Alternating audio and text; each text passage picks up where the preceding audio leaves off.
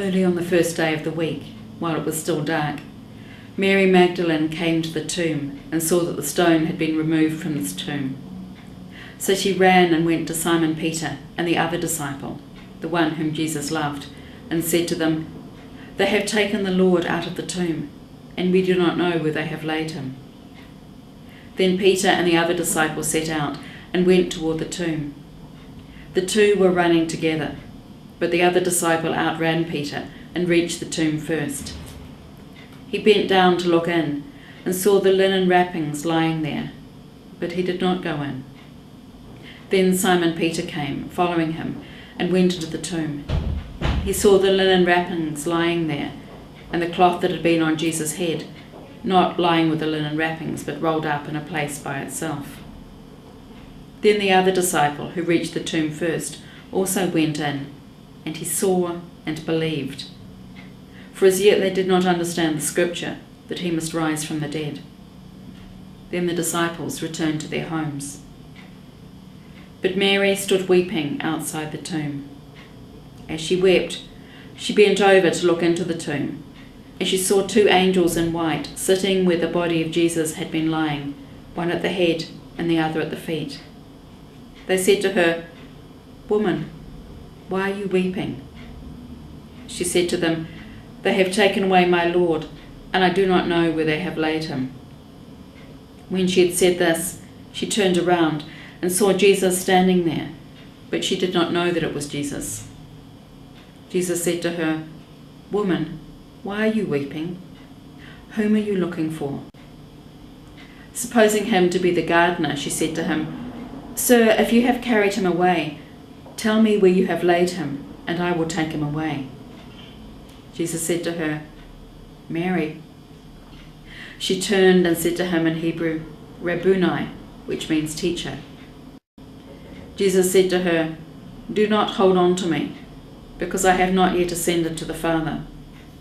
But go to my brothers and say to them, I am ascending to my Father and your Father, to my God and your God." Mary Magdalene went and announced to the disciples, "I have seen the Lord." And she told them that he had said these things to her. Well, Deborah, it's a well-known and much-loved passage for Easter Day, but I was interested, just as you were reading, getting that impression of all the sort of coming and going and quite panicky, sort of rushing around in the early morning and the blokes running, and it was certainly quite a shocking and quite scary for them to start with, wasn't it?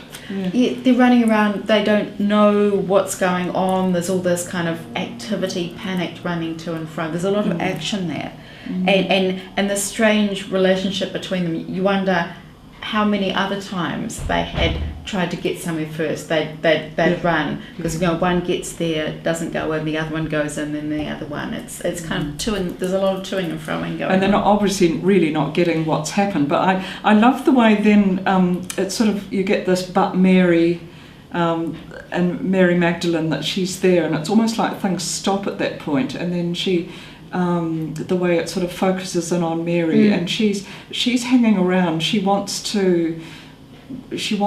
still trying to find Jesus, isn't she? Yes. And trying to find his body. I'm struck that again and again, they've taken away his body. I don't know where they've laid him. I want to find him. I want to find him. I want to carry him away. Yeah. She's still fixated on the body of Jesus. Yes, yeah, and you can understand that of the closeness and obviously the shock and the grief but still, I think as you do, sometimes you just want to do something for someone. You just want to show your love and your care.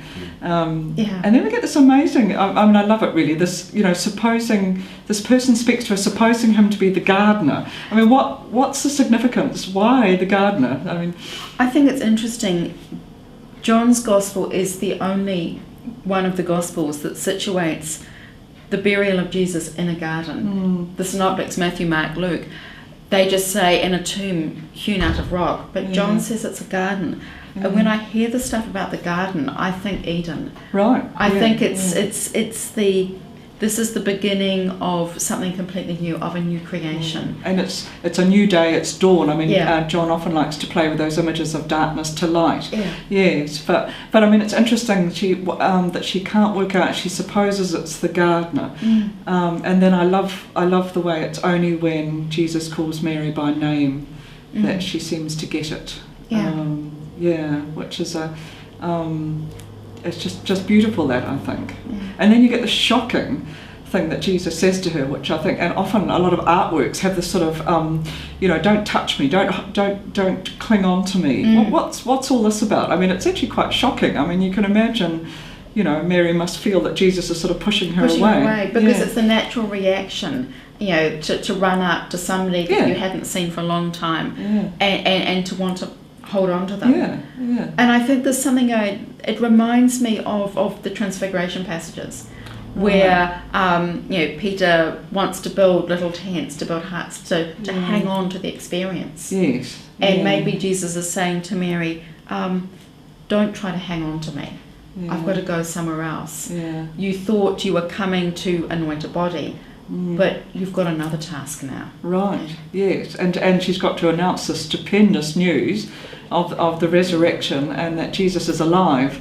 Jesus is that beginning of the new creation, if you like. And I love the way, I mean, she's called pretty early on, Mary Magdalene, the apostle to the apostles, isn't she? Because Jesus gives her a job to do, and I think I can understand that better, that she mustn't stay there and sort of cling on, because she's got to get out there and tell this wonderful good news. Yeah. And in a sense, everybody is Mary Magdalene, hearing Jesus call them by name, and then having the job to do, to go and tell everybody. We're all Mary Magdalene. That's a great message for Easter Day.